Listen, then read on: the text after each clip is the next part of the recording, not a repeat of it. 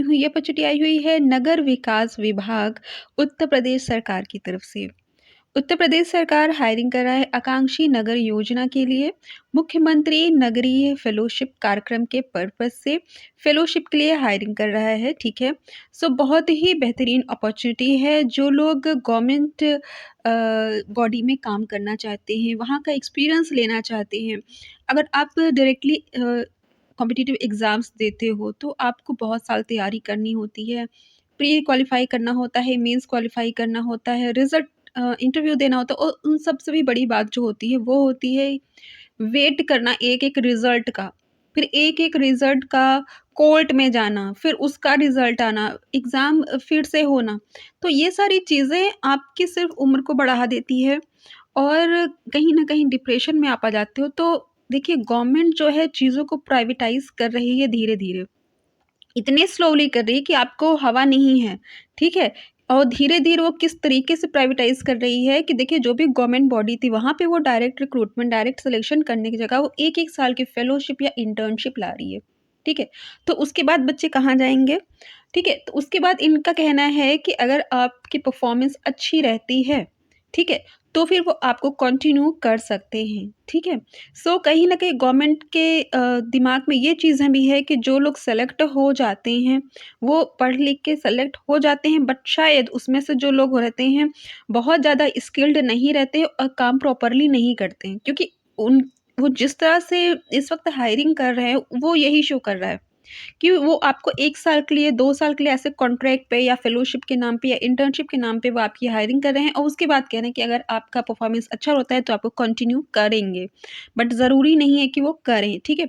तो first of all तो आप लोगों ने खुद देखा होगा कि जो गवर्नमेंट है हमारी वो मैं यूपी गवर्नमेंट की बात नहीं कर रही हूँ, मैं मेन गवर्नमेंट की बात कर रही हूँ, सेंट्रल गवर्नमेंट की बात कर रही हूँ। आप सेंट्रल गवर्नमेंट को ले लीजिए तो धीरे-धीरे वो सारी चीज़ों को प्राइवेटाइज़ कर रही है और इसी तरह जो काम सेंटर करती है उसी चीज़ का इफ़ेक्ट जो रहता है वो सारे प्रदेश पे पड़ता है, स्टेट्स पर पड़ता है क्योंकि वो सब गवर्नमेंट के रूल्स के अकॉर्डिंगली ही चलते हैं, ठीक है? सो अगर आप लोग गवर्नमेंट की तैयारी कर रहे हो वेल एंड गुड, लेकिन अपनी भी क्षमता को इंसान को पहचानना चाहिए और उसके साथ ही साथ पैरेलल में आपको कुछ ना कुछ एक ऑप्शन लेकर के चलना चाहिए, ठीक है? क्योंकि मैं वीडियोज़ बनाती हूँ, मैंने गवर्नमेंट के भी वीडियोज़ बनाए हैं, जनरली मैं प्राइवेट जॉब के बनाती हूँ, गवर्नमेंट के भी वीडियोज़ बनाए हैं, गवर्नमेंट की जॉब की मैंने तैयारियाँ भी की हैं, एग्ज़ाम भी कुछ क्वालीफ़ाई किए हैं। सो मुझे इतना पता है कि गवर्नमेंट बहुत स्लोली चीज़ों को प्राइवेटाइज़ कर रही है और इसका भी सिलेक्शन का प्रोसेस कहीं न कहीं प्राइवेट कंपनी जैसा होता जा रहा है, ठीक है? सो चलिए इसकी डिटेल्स मैं आपको बता देती हूँ कि ये क्या है मुख्यमंत्री नगर फेलोशिप कार्यक्रम, ठीक है? हेतु पात्रता मापदंड। तो देखिए यहाँ पे तो ये सारे मूव कर रहे हैं, ठीक है? आप देख पा रहे हो तो इसको पढ़ने में मुझे बड़ा डिफ़िकल्टी हो रही थी, ठीक है? सो मैंने क्या किया अगर आप यहाँ पे जो हिंदी लिखा हुआ है ब्लू कलर से, इसको आप जब क्लिक करोगे तो ये आपका पीडीएफ इसका पूरा डाउनलोड हो जाएगा। उसमें डिटेल में सारी चीज़ें लिखी हुई है, अभी मैं ओपन करके आपको दिखाती हूँ। कि यहाँ पे आपको क्या-क्या बेनिफिट्स मिलने वाले हैं। बेनिफिट्स ऑब्वियस सी बात है बहुत मिलने वाले हैं अनडाउटेडली और सबसे बड़ी बात है कि आपको प्री, मेंस और इंटरव्यू ये सब कुछ वेट नहीं करना है, छोटा-सा काम है आपका, ठीक है? सो मैं आपको डिटेल में जो मैंने पीडीएफ डाउनलोड कर रखा है उससे मैं आपको डिटेल्स सारी बताती हूँ। Just a minute. ओके, ये रहा। मुख्यमंत्री शहरी फेलोशिप कार्यक्रम हेतु आवेदन के लिए दिशा निर्देश। मुख्यमंत्री शहरी फेलोशिप कार्यक्रम का उद्देश्य युवाओं को सरकार के साथ नीति प्रबंधन कार्यान्वयन निगरानी के कार्यों में प्रतिभाग करने एवं आकांक्षी नगर योजना, इस योजना का नाम है आकांक्षी नगर योजना यानी कि ANY के क्रियान्वयन में सहयोग प्रदान करने का एक अनूठा अवसर प्रदान करना।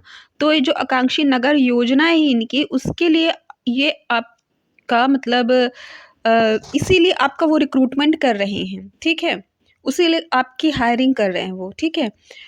लेकिन देखिए ये कहीं न कहीं गलत भी है कि आप 1 साल के लिए कर रहे हो। ख़ैर इन्होंने कहा है कि वो कंटिन्यू कर सकते हैं। इस कार्यक्रम के तहत चयनित अध्येताओं की ऊर्जा सीखने और ज़मीनी अनुभव प्राप्त करने के प्रति युवाओं के जुनून एवं उनके नवीन दृष्टिकोण का लाभ आकांक्षी नगर योजना के प्रभावी क्रियान्वयन में प्राप्त होगा। इस योजना का उद्देश्य युवाओं को सार्वजनिक सेवा में प्रतिभाग करने और राज्य के विकास में अपना योगदान देने के लिए पर्याप्त मंच प्रदान करना है। अगर आप गवर्नमेंट सेक्टर में, गवर्नमेंट बॉडी में काम करना चाहते हो, वहाँ का एक एक्सपीरियंस लेना चाहते हो, भले ही फाइनली आप यहाँ पे छोड़ दो या आप का सिर्फ 1 ही साल का कॉन्ट्रैक्ट रहे, बट कहीं न कहीं आपको एक्सपीरियंस हो जाएगा। एक जो इंसान का सपना रहता है, देखिए गवर्नमेंट जॉब ऐसी सनक होती है कि आप लोगों ने बहुत लोगों को देखा होगा कि वो आईएएस तो बन जाएँगे और उसके बाद वो छोड़ देंगे।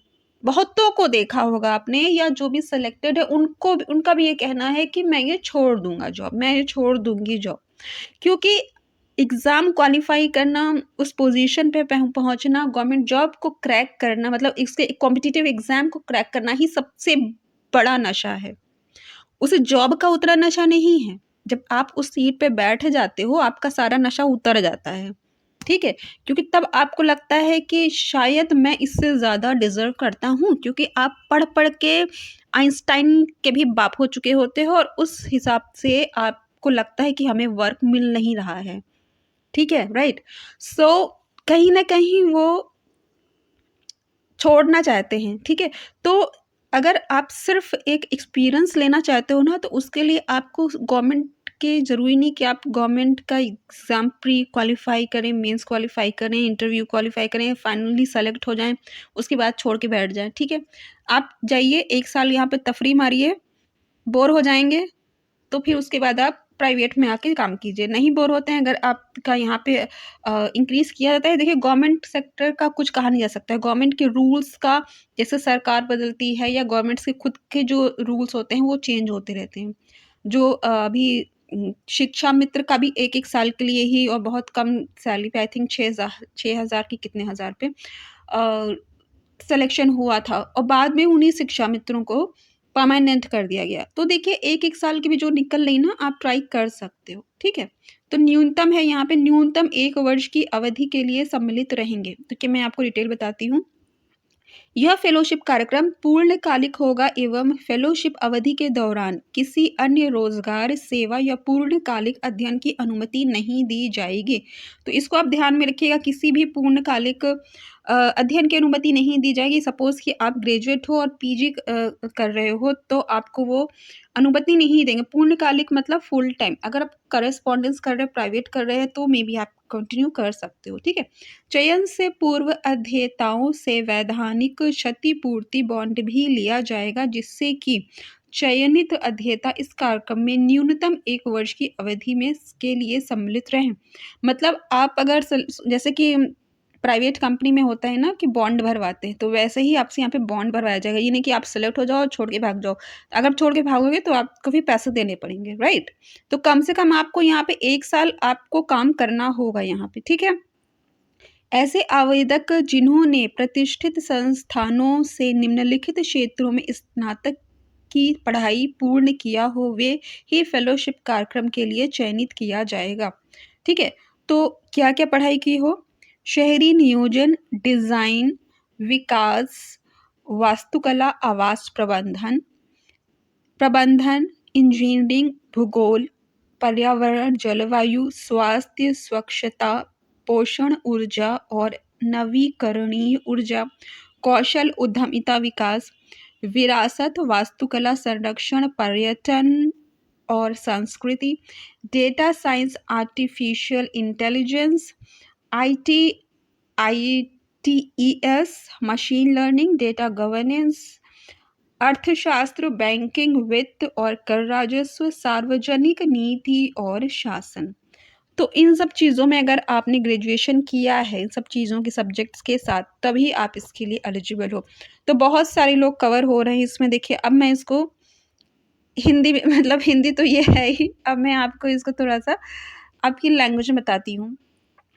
इसमें आपका या तो इंजीनियर हो, या तो आप आईटी के हो, या आपने ज्योग्राफी आपका ग्रेजुएशन में रहा है, या इकोनॉमिक्स रहा है, कॉमर्स रहा है, पॉलिटिकल साइंस रहा है, ठीक है। आपने एमबीए किया है, कॉमर्स ग्रेजुएट हो, या आपने सिविल वगैरह के भी कैंडिडेट्स अप्लाई कर सकते हैं, बिकॉज यहाँ पे जैसा है कि वास्तुकला आई थिंक सिविल इंजीनियर में आता होगा। वास्तुकला है, वास्तुकला संरक्षण आई थिंक इसका अलग से कोर्स होता है, या पर्यटन और संस्कृति, ओके। यदि आपने टूरिज्म में काम किया है, ठीक है, और शहरी नियोजन, तो देखिए ये सारी चीज़ें आपका जो है शहरी नियोजन, ये सारी आपके इकोनॉमिक्स में आएगी, ठीक है। सो कहने का मतलब ये है कि कहीं ना कहीं अगर आप इकोनॉमिक्स से ग्रेजुएट हो, कॉमर्स ग्रेजुएट हो, आईटी ग्रेजुएट हो, ज्योग्राफी है आपका, पॉलिटिकल साइंस है, ठीक है, तो इस टाइप के जिनके सब्जेक्ट्स हैं वो इसमें अप्लाई कर सकते हैं, या आपका बायोटेक है, हाँ, तो आप अप्लाई कर सकते हो। कोई कौन-कौन लोग अप्लाई नहीं कर सकते, जैसे कि आपने हिंदी, हिस्ट्री, इन सब चीज़ों से अगर आपने किया है तो आप अप्लाई नहीं कर सकते। हिंदी है, हिस्ट्री है, एजुकेशन है।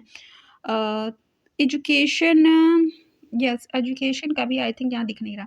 तो लेकिन बहुत सारे सब्जेक्ट्स यहाँ पे कवर हो रहे हैं, चाहे वो आप आर्ट्स की बात कीजिए, चाहे वो कॉमर्स की बात कीजिए, चाहे वो टेक्निकल की बात कीजिए, तो बहुत सारे सब्जेक्ट्स यहाँ पे कवर हो रहे हैं, आप इसको चेकआउट कर सकते हो, ठीक है।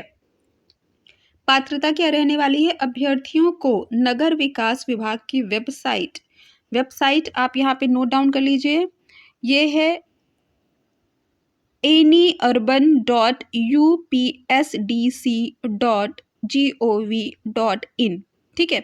ये जो वेबसाइट है पर ऑनलाइन आवेदन करना होगा। अभ्यर्थियों की योग्यता निम्नानुसार होगी। प्रतिष्ठित संस्थानों, विश्वविद्यालयों से प्रथम श्रेणी या न्यूनतम 60% अंकों के साथ स्नातक, तो कम से कम आपका 60% के साथ ग्रेजुएशन होना चाहिए, ठीक है।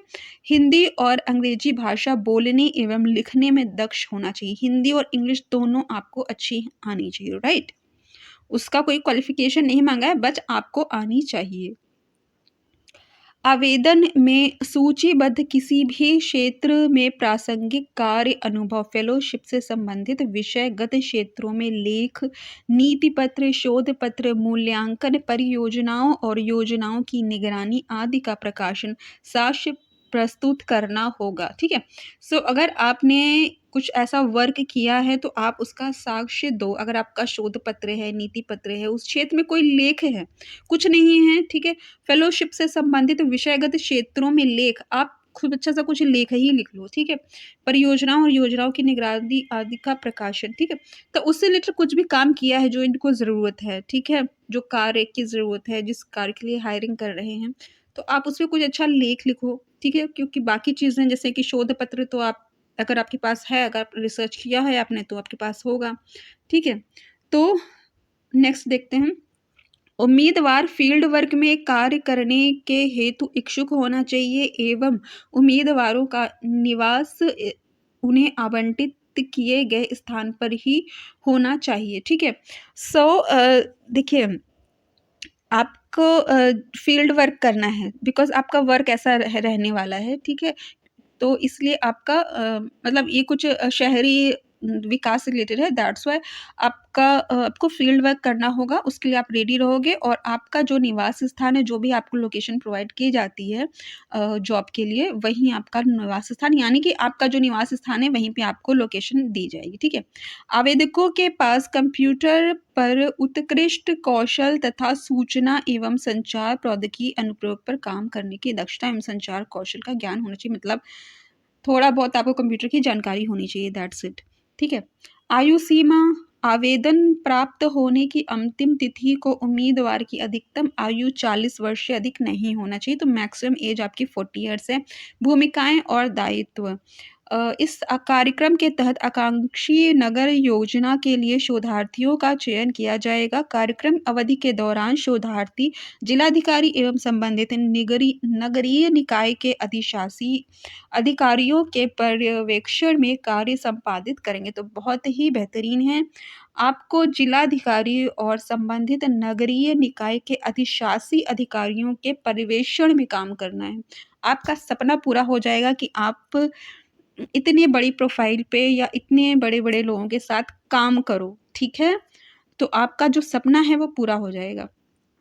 अब जाते हैं निकायों में केंद्र राज्य सरकार द्वारा संचालित सभी योजनाओं के समवर्ती मूल्यांकन का कार्य शोधार्थी द्वारा निकायों की टीम के समन्वय के साथ किया जाएगा। इसके अलावा प्रभावी क्रियान्वयन के लिए सर्वेक्षण अध्ययन प्राथमिक डेटा का संग्रह निगरानी शोधार्थी द्वारा की जाएगी। मतलब ये जो सैंपल वगैरह इकट्ठा करते हैं ना, जो सर्वे वगैरह करते हैं, वो आप ही को करना है। जैसे डेटा कलेक्शन का काम बहुत ही बेहतरीन है, बहुत ही बेहतरीन है और फील्ड वर्क आपका रहने वाला है।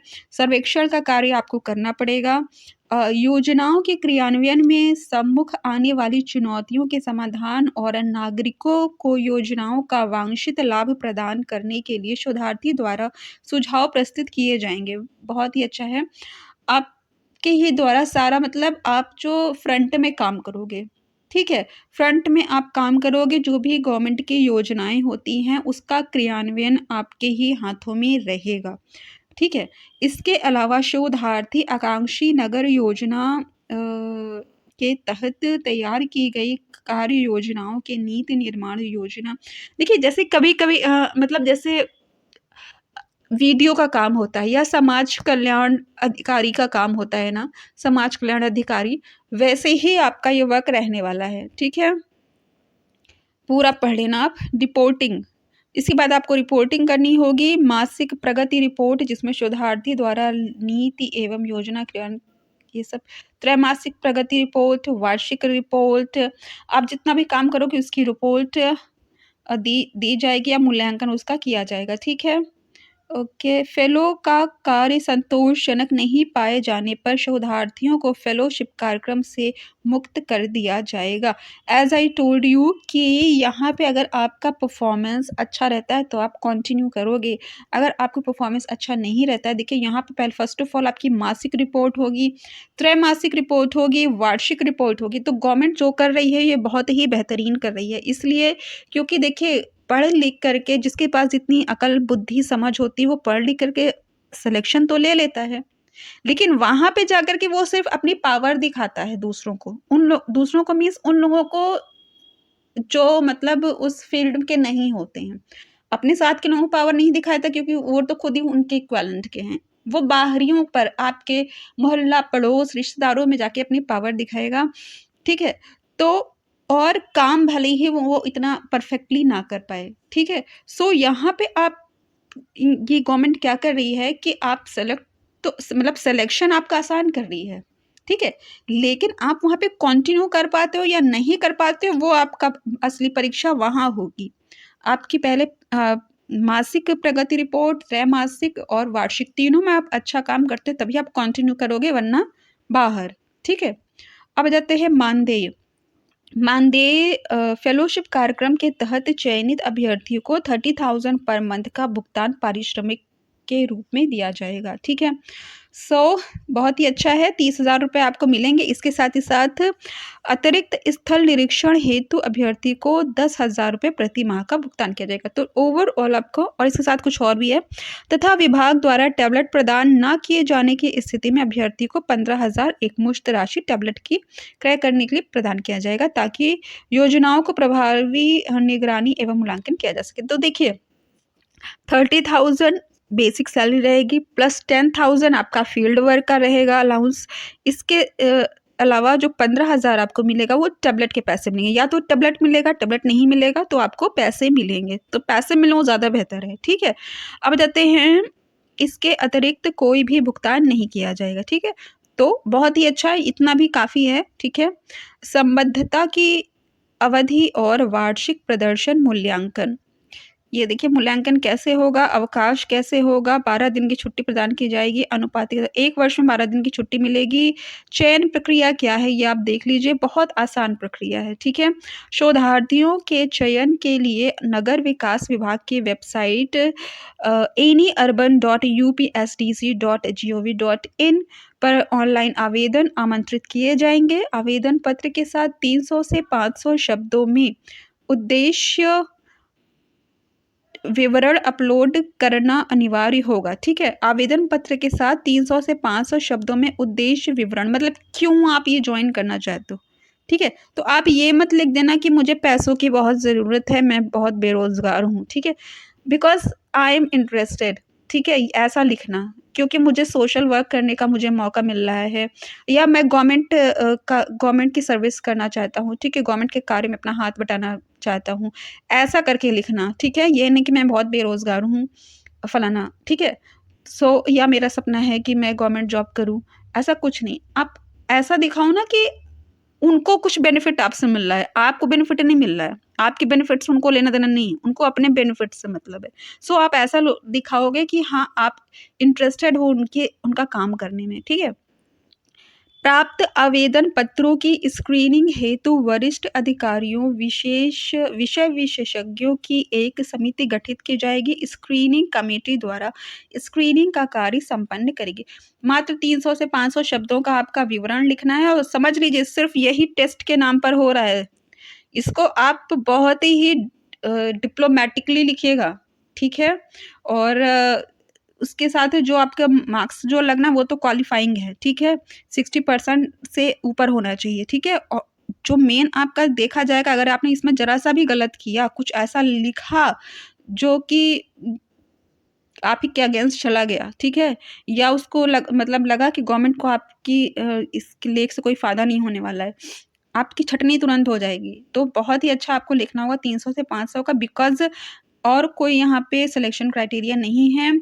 जो विषय विशेषज्ञ हैं उनकी समिति गठित की जाएगी, और वही जो है सिलेक्शन आपका चेकआउट करेंगे जो भी आपने लिखा है, ठीक है। सो ये कौन चेक करेगा? जो आप जिनके अंडर में आप काम करोगे, जैसे कि उन्होंने अभी बताया था जिलाधिकारी और कौन-कौन विकास अधिकारी, ठीक है? तो ऐसे-ऐसे लोग आपका जो राइटिंग आप 300 से 500 करोगे वो चेक करेंगे, ठीक है? परीक्षण के पश्चात अस्पष्ट आवेदन हटा दिए जाएँगे, वो मैंने आपको पहले ही बता दिया है कि उसमें कोई भी गड़बड़ नहीं करना आपको। अब आ जाते हैं डुप्लिकेट नियंत्रण। ईमेल आईडी, फ़ोन नंबर और नाम की पुनरावृत्ति एकरूपता की स्थिति में केवल एक आवेदन स्वीकार किए जाएँगे। अभ्यर्थियों की पात्रता केवल स्नातक, न्यूनतम 60% छात्र ही होंगे। देखिए, यहाँ पे ऐसा कुछ नहीं है कि ओबीसी का 55% तक कर सकते हैं, एससी, एसटी 50%, ऐसा कुछ नहीं है। 60% मीन्स मिनिमम 60% फॉर ऑल। आयु मानदंड अधिकतम 40 इयर्स है, और यहाँ पे भी रुकिए, अभी मैं नीचे देखती हूँ रिजर्वेशन का, फिलहाल अभी यहाँ तो नहीं दिख रहा है। अधिकतम 40 वर्ष इन्होंने कह रखा है। जिन आवेदकों ने 300 से 500 शब्दों का उद्देश्य विवरण अपलोड नहीं किया, उनका आवेदन अस्वीकार हो जाएगा। उसको हल्के में मत लेना, वो मेन है। आवेदन का मूल्यांकन, ओके। अब जाते हैं आवेदन स्क्रीनिंग के बाद किस बेसिस पे मूल्यांकन होगा? वस्तुनिष्ठ स्कोरिंग 50 अंक। आवेदकों का वस्तुनिष्ठ स्कोरिंग स्क्रीनिंग कमेटी द्वारा निम्नलिखित मानदंडों के अनुसार की जाएगी। उच्चतम शैक्षिक योग्यता 60 से 70 के बीच, ये आपके मार्क्स उसी के अकॉर्डिंगली बटे रहेंगे। अगर आपका 60 से 70 के बीच है, आपको 15 नंबर मिलेंगे, और स्नातक 70 से ऊपर है तो आपको 20 मार्क्स मिलेंगे। स्नातकोत्तर अंक केवल तभी दिए जाएंगे जब आपका स्कोर 60% से ऊपर हो, तब 25 नंबर आपको मिलेंगे। उच्चतम शैक्षणिक योग्यता, अगर आपने और हायर डिग्री में क्वालिफाई किया है, मतलब ग्रेजुएशन से ऊपर किया है, तो आपको 25 नंबर मिलेंगे। तो ये हो गया आपका सिलेक्शन का एक आधार, जिसमें 50 नंबर आपका डिपेंड करता है। अन्य मानदंड क्या है? प्रतिष्ठित संस्थानों से डिग्री, ये सब देख लीजिएगा। 5 नंबर इसमें है। फिर प्रतिष्ठित अंतर्राष्ट्रीय प्रकाशनों में प्रकाशित शोध, अगर शोध वगैरह कुछ है, 5 मार्क्स उसके मिलने वाले हैं, ठीक है। अगर आप कुछ आपको पुरस्कृत हो आप राष्ट्रीय अंतर्राष्ट्रीय संस्थान द्वारा, तो आपको 5 to मतलब जैसा-जैसा आपका अगर गोल्ड हो, सिल्वर हो। खेल है अगर आपका तो 5 नंबर, 3 नंबर, 2 नंबर, ठीक है? आईटी कौशल से रिलेटेड 5 है। फिर एमएस ऑफ़िस डेटा सॉफ्टवेयर में निपुणता ट्रिपल सी प्रमाणन ज़रूर लगाना, ट्रिपल सी प्रमाणन 2 नंबर उसमें मिलेंगे, ठीक है? और आईटी में और अधिक कुशलता है तो आपको 5 नंबर मिल जाएँगे। जीआईएस और स्थानिक मानचित्रण में निपुणता, अगर आपको मानचित्रण में निपुणता है तो यहाँ पे 3 नंबर और मिल जाएँगे। जैसे आपने कैड वगैरह कर रखा है या कुछ भी, जो भी होगा, मानचित्र में बहुत सारे कोर्स भी होते हैं, या अगर आपके पास कोई सर्टिफिकेट है तो उसमें भी आपको 3 नंबर मिल जाएँगे। तो 50 नंबर का तो ये आपका हो गया स्किल से रिलेटेड, ठीक है? और 50 नंबर का ये आपका हो गया आपका जो परसेंटेज है आपकी पढ़ाई का उससे रिलेटेड, ठीक है? 50 मार्क्स हो गए स्किल से रिलेटेड, 50 मार्क्स हो गए आपका पढ़ाई से रिलेटेड, ठीक है? और जो आपने जो विवरण जो उन्होंने कहा था 300-500 वो अलग है, वो आई थिंक वो शॉर्ट लिस्टिंग का काम करेगा, ठीक है? अब जाते हैं व्यक्तिगत साक्षात्कार। अब ये फाइनल हो गया, ये आपका 25 नंबर का साक्षात्कार होगा, ठीक है? प्रशिक्षण कार्यक्रम 2 सप्ताह तक प्रशिक्षण दिया जाएगा, ठीक है? अन्य महत्वपूर्ण शर्तें, ओके, बहुत लंबी-चौड़ी शर्तें हैं। 15 दिवस कार्य के अंदर किसी भी राजनीतिक आंदोलन में भाग नहीं, प्रबंधन, उद्देश्य विवरण लिखने हेतु मार्गदर्शन। देखिए, उद्देश्य विवरण लिखने हेतु आपका मार्गदर्शन है, यहाँ पे आपका परिचय, शैक्षिक और व्यावसायिक प्रेरणा, करियर लक्ष्य, व्यक्तिगत गुण और मूल्य। देखिए, यहाँ पे पूरा दिया हुआ है ये, ठीक है? इस टॉपिक को इंक्लूड करना ज़रूरी है। आप इस सारे टॉपिक को इंक्लूड कीजिएगा 300 से 500 में, बाकी आप जो लिखते हो लिखिएगा, लेकिन ये टॉपिक ज़रूर इंक्लूड कीजिएगा, ठीक है? अब आ जाते हैं, ये भी थोड़ा-सा मैं चेकआउट कर लूँ। अन्य महत्वपूर्ण शर्तें, मुख्यमंत्री फेलोशिप अंततः चयनित अभ्यर्थी को फेलोशिप कार्यक्रम, रोज़गार असाइनमेंट पूर्णकालिक अनुमति नहीं दी जाएगी। ओके, रोज़गार की गारंटी नहीं देता है, ये स्थायी सेवा या रोज़गार की गारंटी नहीं देता है, ठीक है? समय उस कार्यक्रम से कर्मचारियों की भाँति होगा। ओके। शोधार्थियों को आवश्यकता अनुसार अतिरिक्त घंटे काम करने और यात्रा करने की आवश्यकता हो सकती है। मेडिकल फिटनेस प्रमाण पत्र प्रस्तुत करना होगा। फेलोशिप अवधि के दौरान शोधार्थी नगरीय निकाय पर ही निवासरत होगा, ठीक है? ओके। फेलोशिप की अवधि के दौरान शोधार्थी को आवंटित नगरीय निकाय पर ही निवासरत रहना होगा। आपको जो भी नगरीय निकाय आवंटित किया जाता है, अलॉट किया जाती है, जो भी लोकेशन आपको अलॉट की जाती है, आपको वहीं पे रहना होगा। अगर वो आपका होम टाउन नहीं है तो आपको कैसे भी रहना होगा, वहीं रहना होगा, ठीक है? ऐसा कुछ नहीं यहाँ पे इन्होंने दे रखा है कि वो आपको रहने-खाने का पैसा देंगे, ऐसा कुछ नहीं है, ठीक है?